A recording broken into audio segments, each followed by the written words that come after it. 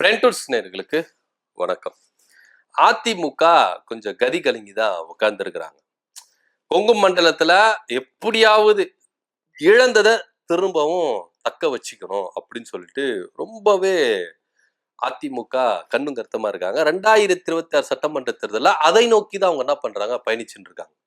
இப்போ பாஜக என்ன பண்றாங்க, அதிமுகவுக்கு ஒரு பக்கம் நெருக்கடி கொடுக்குறாங்க, இன்னொரு பக்கம் அதிமுகவில் இருக்கிற தன்னுடைய நிர்வாகிகளே தனக்கு எதிராக எழும்பிடுவாங்களோ அப்படின்ற ஒரு அச்சம் அவங்களுக்கு இருக்கிறாரு. ஸோ இப்படியா இருக்கும் பொழுது கொங்கு பெல்ட்டில் இருக்கிற மொத்த தொகுதியும் தன்னுடைய கண்ட்ரோல்ல கொண்டு வந்துடணும் அப்படின்றதுல அவங்க ரொம்ப கவனிப்பா இருக்காங்க. இப்போ செந்தில் பாலாஜி அவர்கள் திமுக பக்கம் வந்ததுல இருந்து பாத்தீங்கன்னா அவருடைய கோல் என்னவா இருக்கு, அவரு என்ன பண்ணிருக்காரு, ஒரு விஷயத்த கையில் எடுத்திருக்கிறாரு. ஒட்டுமொத்த கொங்கு பெல்ட்டையும் நான் திமுகவுக்கு வெற்றி கனியா கொடுக்குறேன் அப்படின்னு சொல்லி கடந்த சட்டமன்ற தேர்தலில் ஆல்மோஸ்ட் பாதிக்கு பாதி அப்படின்ற ரேஞ்சில தான் அதிமுகவும் திமுகவும் கொங்கு பெல்ட்டில் இருக்கிறாங்க. ஆனா இந்த பக்கம் செந்தில் பாலாஜிக்கு கொடுத்திருக்கிற அசைன்மெண்ட் என்னன்னா, ஒட்டுமொத்தமா கொங்கு பெல்ட்டையும் அதிமுக கையில இருந்து வாங்கிடணும், புடிங்கிடணும் அப்படின்னு தான். அதை நோக்கி தான் செந்தில் பாலாஜி ஒவ்வொரு நாளும் உழைச்சிக்கிட்டு இருக்காரு. அதை நோக்கி தான் போயிடும். நீங்க செந்தில் பாலாஜியை பொறுத்த வரைக்கும் எடுத்துட்டீங்கன்னா, அதிமுக இருக்கும் பொழுதும் அதே செந்தில் பாலாஜி தான், டிடிவி தினகரன் கிட்ட போகும்பொழுதும் அதே செந்தில் பாலாஜி தான், இப்போ டிஎம்கே கிட்ட போன பிறகும் செந்தில் பாலாஜி தான். இங்க அவர் கட்சிகள் மாறினாலும் செந்தில் பாலாஜி அந்த தொகுதி மக்கள் கொங்கு பெல்ட்ல செந்தில் பாலாஜியை தான் பாக்குறாங்க. இவர் அதிமுக டிடிவி தினகரன் திமுக எல்லாம் பார்க்கல, செந்தில் பாலாஜி அவ்வளவுதான். அந்த பிராண்ட கொங்கு பெல்ட்ல அவர் என்ன பண்ணிட்டாரு, ஸ்ட்ராங்கா என்ன பண்ணிட்டாரு போட்டாரு. நீங்க செந்தில் பாலாஜி அண்ணா எடுத்த பொறுத்த இருக்குதுன்னா எல்லா நிகழ்ச்சியில பார்க்கலாம். கரூர்ல மட்டும் இல்ல, அவரு சொந்த ஊர் கரூர் மட்டும் இல்ல, கொங்கு பெல்ட்ல எல்லா இடத்துலயும் அவரை பார்க்கலாம். அவரு இல்லாத பிரசன்ஸ் இல்லாத இடமே இருக்காது. அது நல்லதா இருக்கட்டும் கெட்டதா இருக்கட்டும் எதுவா இருந்தாலும் அவருடைய பிரசன்ஸ் அங்க இருந்திருக்கும். அந்த அளவுக்கு மக்களோடு மக்கள் என்ன பண்ணிருக்காரு, ஐக்கியமா இருக்கிறார். இந்த ஐக்கியம் தான் அவரை என்ன பண்றதுக்கு உச்சத்துல கொண்டு போய் வச்சிருக்கு அப்படின்னு நம்ம என்ன பண்ணலாம் சொல்லலாம். சோ இந்த கோட்டைய, இந்த உச்சத்தை தகர்க்கணும் அப்படின்னு தான் பாஜகவும் அதிமுகவும் இன்னைக்கு என்ன பண்ணிருக்காங்க, சபதம் எடுத்திருக்கிறாங்க. செந்தில் பாலாஜியை ஒழிச்சிட்டா இங்க கொங்கு பெல்ட்ல ஈஸியா என்ன பண்ணிடலாம், நம்ம கால் பதிச்சிடலாம் அப்படின்னு அதிமுக ஒரு பக்கமும் பாஜக ஒரு பக்கமும் என்ன பண்றாங்க, இணைஞ்சு செயல்படுறாங்க. இதனுடைய நீட்சியின் காரணமா தான் 2024 நாடாளுமன்ற தேர்தல் நடக்கும் பொழுது செந்தில் பாலாஜி அரெஸ்ட் பண்ணி கிட்டத்தட்ட 1.5 வருஷத்துக்கு மேல என்ன பண்ணாங்க, சிறைச்சாலையில வச்சிருந்தாங்க. ஜாமீன் மனு போட்டு கூட நிறைய ஜாமீன் மனுக்களை ஈடி என்ன பண்ணுச்சு, நிராகரிச்சுட்டே வந்தது, அவருக்கு ஜாமீன் கொடுக்க கூடாது அப்படின்னு. கடைசியில உச்சநீதிமன்றத்தை போது உச்சநீதிமன்றம் ஈடி தலையில நறுக்குன்னு ஒரு கொட்டு வச்சு அவருக்கு ஜாமீன் கொடுக்குறோம் அப்படின்னு சொல்லிச்சு. இப்போ புதுசா ஒரு விஷயத்தை கொண்டு வந்திருக்காங்க. நாங்க செந்தில் பாலாஜிய அமைச்சரால் ஆகக்கூடாதுன்னு நாங்க சொல்லவே இல்லையே, முறையான ஒரு வழக்கு போட்டா அந்த வழக்கை விசாரிச்சு அவர் திரும்பவும் அமைச்சர் ஆகிறதுக்கு வாய்ப்புகள் இருக்கு அப்படின்னு உச்சநீதிமன்றமும் ஒரு நூல் கொடுத்திருக்கிறாங்க. சோ இது ஈடிக்கும் பாஜகவுக்கும் அதிமுகவுக்கும் ஒரு பின்னடைவு அப்படின்னு. ஏன்னா மீண்டும் அதிகாரத்துக்கு வந்துட்டா, மீண்டும் அவர் டைம் லைனுக்கு வந்துட்டா நம்முடைய கதி என்ன? இப்போ என்ன அப்படின்னா, கொங்கு பெல்ட்ல பாஜகவுக்கும் ஒரு பெரிய அடி, எடப்பாடி பழனிசாமிக்கும் ஒரு பெரிய அடி. இப்ப செந்தில் பாலாஜி இறங்கி வேலை செய்யறதுனால இவங்களுக்கு எல்லாருக்குமே கதி கலங்கி வந்திருக்கு. வயிற்றுல அப்படியே புளிய கரைக்குது பாஜகவுக்கும் அதிமுகவுக்கும். எங்கயா இவரு கொஞ்சம் கொஞ்சமா மொத்தமா என்ன பண்ண போறாரு, வாஷ் அவுட் பண்ற போறாரு நம்மள கொங்கு பெல்ட்ல. ஏன்னா நீங்க ஒரே ஒரு விஷயத்த மட்டும் நல்லா கவனிக்கணும். கொங்கு பெல்ட்ல நீங்க எடப்பாடி பழனிசாமி ஜெயிப்பாரா, அவர் தொகுதியில சொந்த தொகுதி எடப்பாடியிலேயே அவர் ஜெயிப்பாரா அப்படின்றது இன்னைக்கு குறித்த வரைக்கும் ஒரு பெரிய சந்தேகம் ஏற்பட்டிருக்கு. ஏன்னா கட்சிக்குள்ளேயே அவங்களுக்குள்ள ஒற்றுமை கிடையாது. அதிமுகக்குள்ளேயே எடப்பாடிக்கு எதிராகவே என்ன பண்ணிருக்காங்க, எழும்பி இருக்கிறாங்க. இப்படியா இருக்கும் பொழுது எல்லாரையும் அனுசரிச்சு கொங்கு பெல்ட்ல திரும்பவும் எப்படி நம்ம நிலைநிறுத்த போறோம்? இன்னைக்கு செந்தில் பாலாஜி அப்படின்ற ஒரு ஆளுமை திமுக பக்கம் வந்ததுனால கொங்கு பெல்ட் அதிமுக கோட்டை கிடையாது, அது திமுக கோட்டை அப்படின்றத நிரூபிச்சு காட்டுற 2021 அவர் என்ன பண்ணிட்டாரு, பாதி நிரூபிச்சுட்டாரு. நாடாளுமன்ற தேர்தலையும் நிரூபிச்சிட்டார். இப்போ சட்டமன்ற தேர்தல் 2026 முழுசா நான் நிரூபிச்சு காட்டுறேன். இனி கொங்கு பெல்ட் அதிமுக கோட்டை கிடையாது, அது திமுகவின் கோட்டை, முதல்வர் ஐயா ஸ்டாலினுடைய கோட்டை அப்படின்றத நான் ப்ரூவ் பண்றேன் அப்படின்ற சபதத்தோட தான் அவர் இறங்கியிருக்காரு. கொங்கு பெல்ட் பொறுப்பாளரா அவர் என்ன பண்ணிருக்காங்க, டிஎம்கே போட்டிருக்கிறாங்க.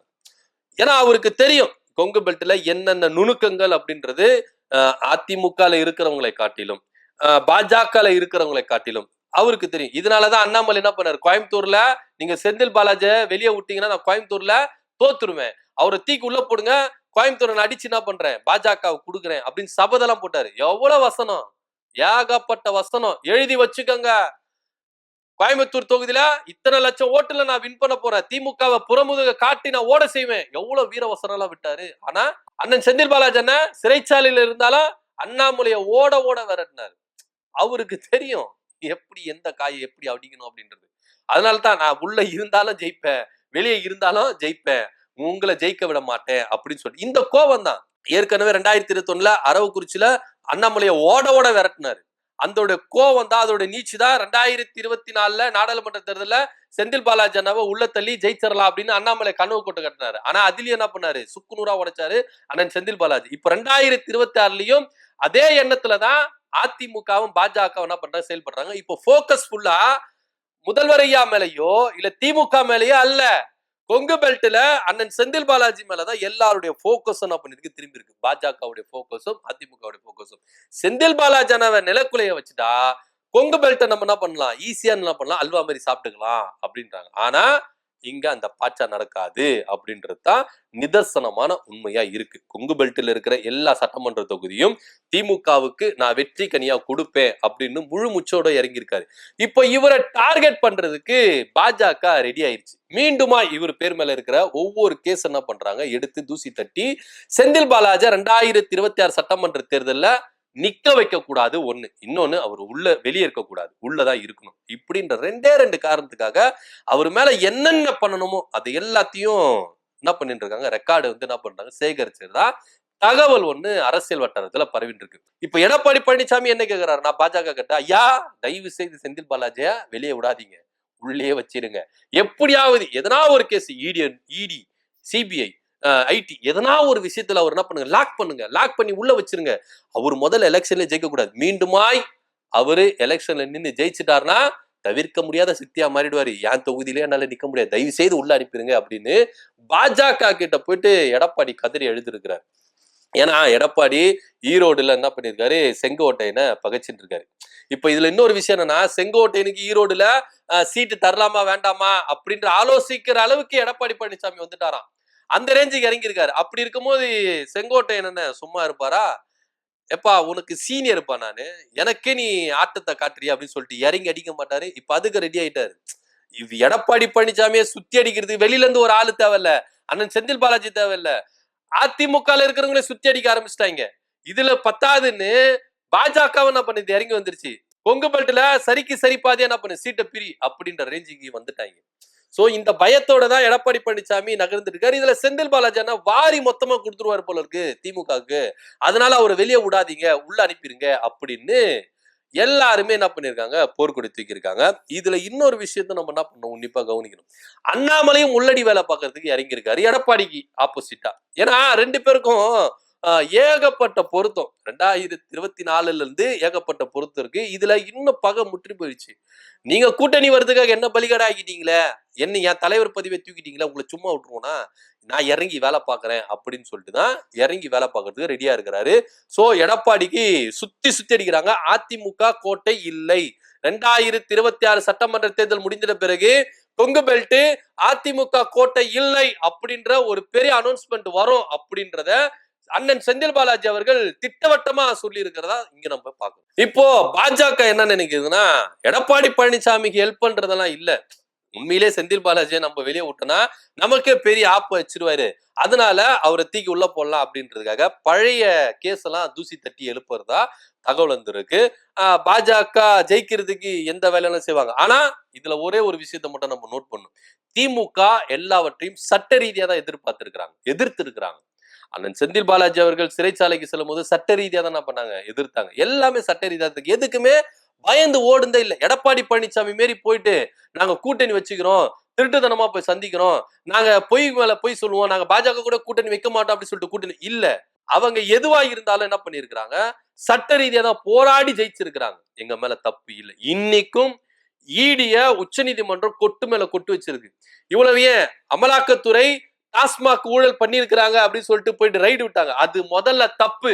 எப்படி உங்களுக்கு அத்தாரிட்டி கொடுத்தாங்க, யாரு உங்களுக்கு ரைட்ஸ் கொடுத்தாங்க, மாநில அரசுடைய அலுவலகங்கள்ல போயிட்டு உங்களுக்கு ரைட்ஸ் கொடுத்தது யாரு அப்படின்னு பகிரங்கமா கொட்டு வச்சிருக்காங்க. இன்னைக்கும் செந்தில் பாலாஜி அண்ணனுக்கு ஃபேவரா தான் ஈடியோட வழக்குல செந்தில் பாலாஜனுக்கு ஃபேவரா தான் உத்தரவுகள் போடுறாங்க உச்சநீதிமன்றம். ஏன்னா சட்ட ரீதியா இத போராடுனா மக்களுக்கு தெரியும். இப்போ மேல உச்சநீதிமன்றத்துல பாஜகவுக்கு ஆதரவான ஜட்ஜ் எல்லாம் இருக்கிறதா நம்ம செய்திகள்லாம் படிக்கிறோம். அவங்க கிட்ட போனா இதுல அவங்களுக்கு ஃபேவரா தான் வரும். இதுல சட்ட ரீதியா அரசியலமைப்பு சட்டத்துக்கு உட்பட்டு பயந்து யாருன்னா தீர்ப்பு கொடுறாங்கன்னா ஒரு சிலர் அப்படின்றதுதான். நம்ம எல்லா ஜட்ஜிலும் நம்ம என்ன பண்ணல அப்படி குறை சொல்ல, எல்லாருமே அப்படி பேசல, ஒரு சிலர் அப்படின்னு தான் சொல்றோம். சோ இப்படியா இருக்கும் பொழுது திமுக சட்ட ரீதியா போராடி தான் பக்கம் நியாயம் இருக்குது அப்படின்றத போராடி வாங்குறாங்க. பாஜகவுடைய அரட்டல் உருட்டல் மிரட்டலுக்கெல்லாம் அதிமுக மாரி எல்லாம் பயந்து போகல. 1.5 வருஷம் நான் ஜெயில இருந்தாலும் சட்டத்துக்கு உட்பட்டு நான் என்ன பண்றேன், அதை உடைச்சு நான் வெளியே வருவேன் அப்படின்னு சொல்லிட்டு அண்ணன் செந்தில் பாலாஜி அண்ணா வெளியே வந்து இன்னைக்கு இருக்கிறாரு. இப்ப 2026 அவரை எலெக்ஷன்ல நிக்க வைக்க கூடாது ஒண்ணு, இன்னொன்னு கொங்கு பெல்ட்ல அவரை வெளியில விடக்கூடாது, தீக்கி திரும்ப உள்ள போடுங்க, நம்ம ஜெயிச்சிடலாம் அப்படின்ற ஒரு கனவு பிம்பத்துலதான் அதிமுக பாஜக பயணிச்சுட்டு இருக்காங்க. என்ன நடக்க போகுது அப்படின்ற பொறுத்து இருந்து பார்க்கலாம். கொங்கு பெல்ட்டை முழுசா நான் திமுக கோட்டையை மாத்துவேன் அப்படின்னு அண்ணன் செந்தில் பாலாஜி அண்ணா சபதேத்திருக்காரு. இதை உடைச்சு காட்டணும் அப்படின்றதுக்காக அதிமுகவும் பாஜகவும் முயல்றாங்க. இதனாலேயே செந்தில் பாலாஜி மேல இருக்கிற பழைய கேஸ்ல ஜூசி தட்டி எழுப்புதா பாஜக தரப்புல இருந்து ஒரு தகவல் வந்துட்டு இருக்கு. இதை பத்தி கருத்து என்ன அப்படின்னு கமெண்ட் பண்ணுங்க. நன்றி, வணக்கம்.